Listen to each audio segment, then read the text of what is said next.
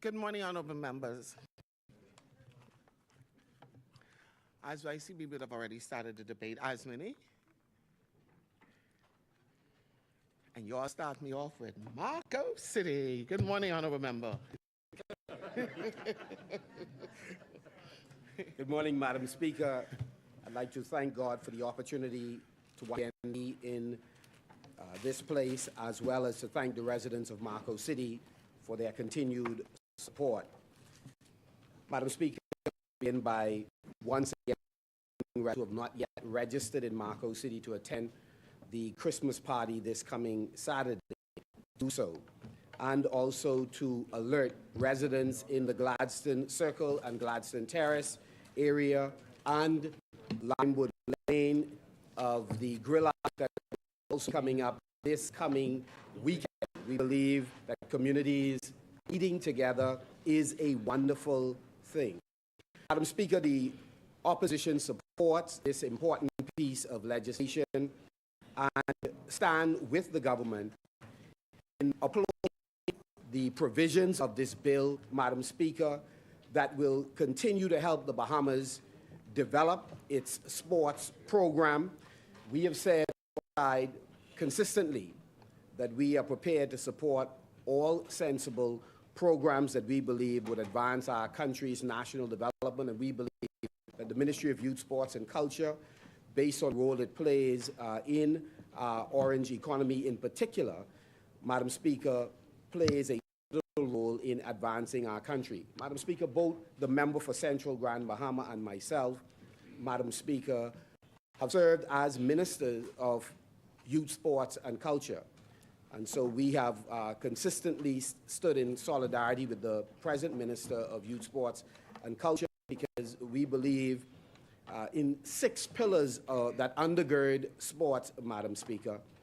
One of those pillars is that sports ought to produce elite athletes, Madam Speaker, and the Bahamas has demonstrated internationally that we have the capacity to produce athletes in a wide range of areas that impact the global stage and puts the Bahamas on the map. We also believe, Madam Speaker, that sports creates scholarship opportunities.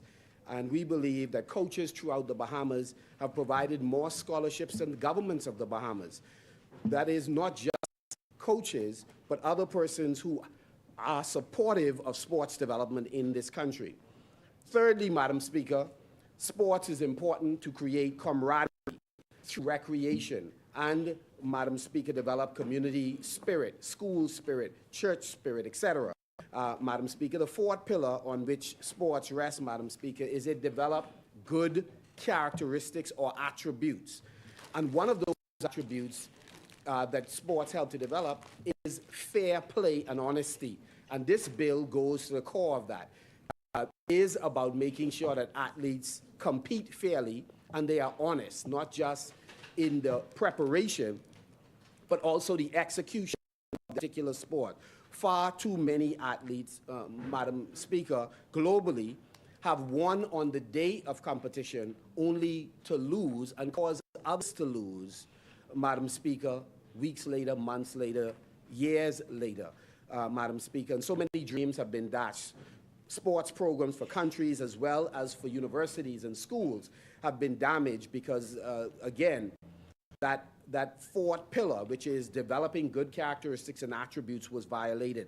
And so, again, we applaud the minister, and we also applaud the appointment of Kim Roll in her capacity. She has been, for a long time, an outstanding athlete as well as an education leader in this country, and we are grateful for her and persons of her ilk who continue to move our country forward. And, Madam Speaker, the 5th pillar of sports is to produce employment opportunities.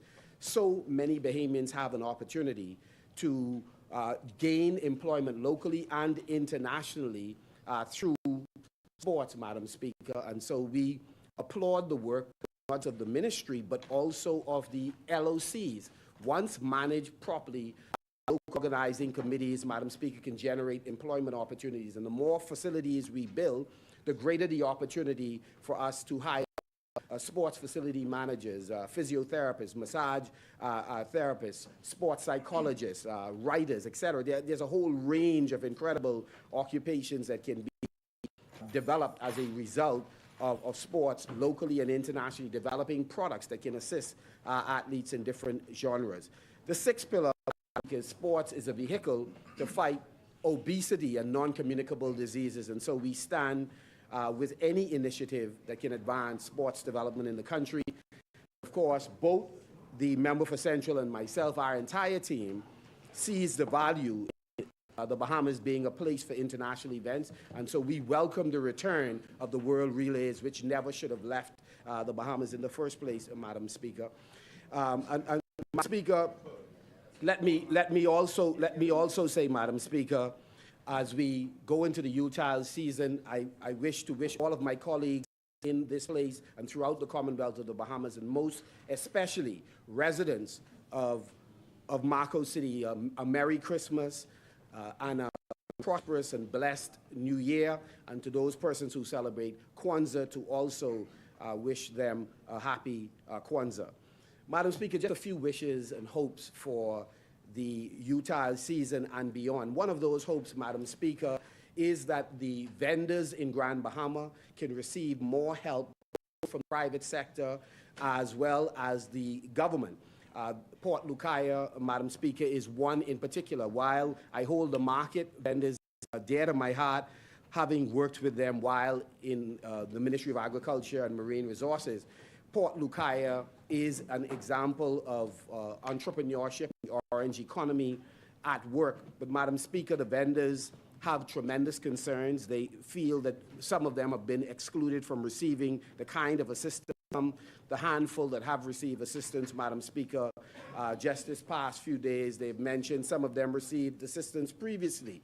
And there are many others in the marketplace who are looking for assistance both from the government as well as from the private sector actors, in particular those who own the who still must engage in remedial work to prevent the flooding that adversely affects the business of those vendors, Madam Speaker. And you need management of the vendors that is friendly, that has people skills and know how to interact with Bahamians who are struggling many times to earn a living. It is my hope that the government would also work more diligently with the cruise ships to ensure that the vendors are exposed to more of the cruises as well as stopover visitors, Madam Speaker.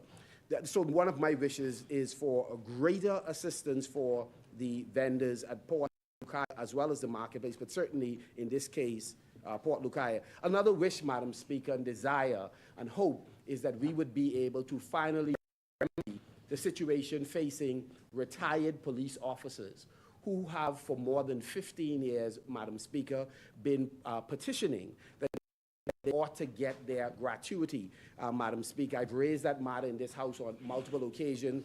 The Minister with responsibility for national security, I've raised the matter with him, and he has been forthcoming in terms of responding to the concerns I raised. But the reality, Madam Speaker, today, those officers are still without what is due to them, Madam Speaker. It's my understanding that at least 450 of them were affected. Some of them, Madam Speaker, are not with us any longer, Madam Speaker. And we are resources to pay a wide range of persons whose issues have arisen since those officers have engaged in. Madam Speaker, several of those retired police officers in the gallery. If there are any, if you can just please stand so we can see who some of the retired officers are, Madam Speaker. And they have served this country, Madam Speaker, diligently. Thank you very much. And Madam Speaker, let me say that this issue has straddled both administrations, Madam Speaker, so no political organization can be patting themselves on the back, Madam Speaker, relative to this. This is a simple issue that has to be resolved in the best interest of these men and women who leave their own families and to go to work diligently on our behalf, Madam Speaker. And it is my prayer we are able to address this issue effectively. The chair recognizes the honourable member for Freetown.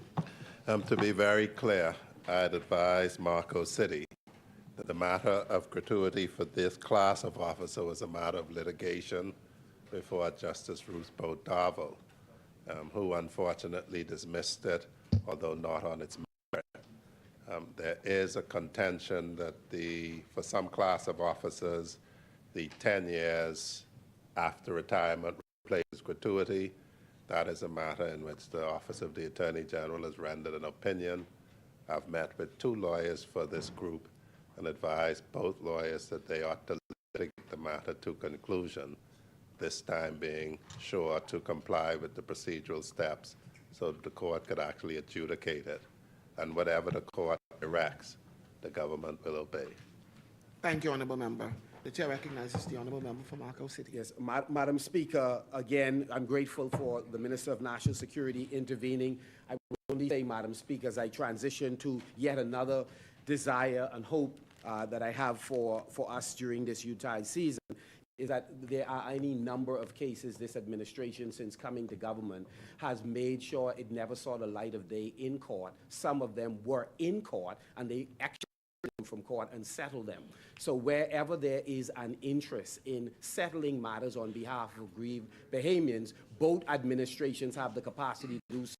It is my hope that this administration would find in its heart to treat this as one of those issues, Madam Speaker. Madam Speaker, I also wish during this season and hope and pray and work towards that we stand in solidarity with the Minister with responsibility for youth, sports, and culture as we move, Madam Speaker, in the direction of finally the John Canoe Commission and establishing a stadium, a place where we could monetize John Canoe.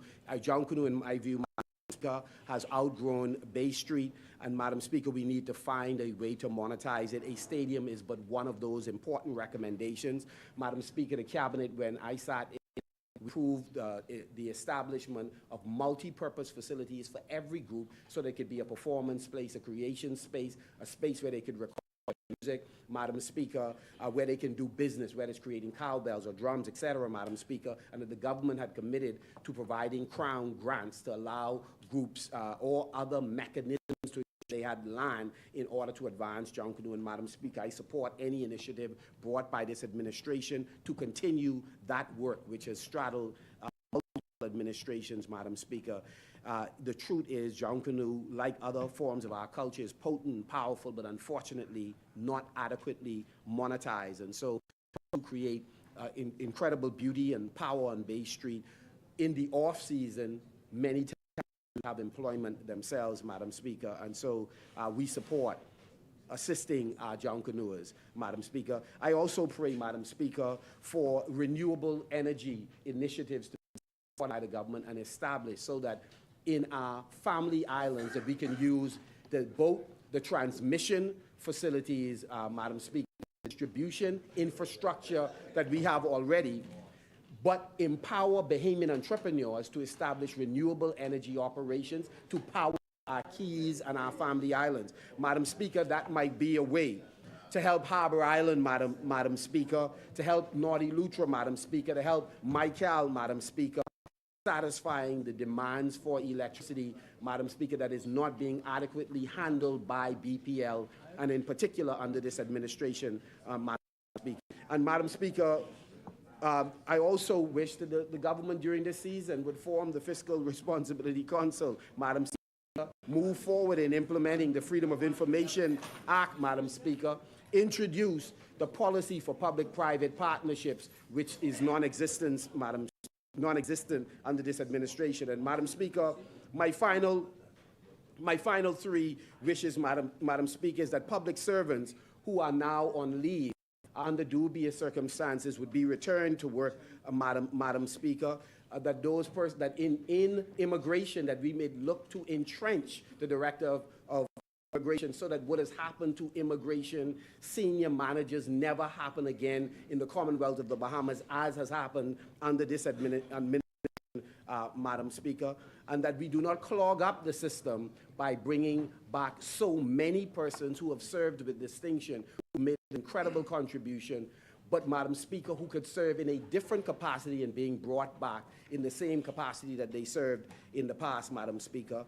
And, Madam Speaker, I believe that it's important, Madam Speaker, for us during this Yuletide season, Madam Speaker, to help those families that are suffering, who are food insecure, who are housing insecure, Madam Speaker.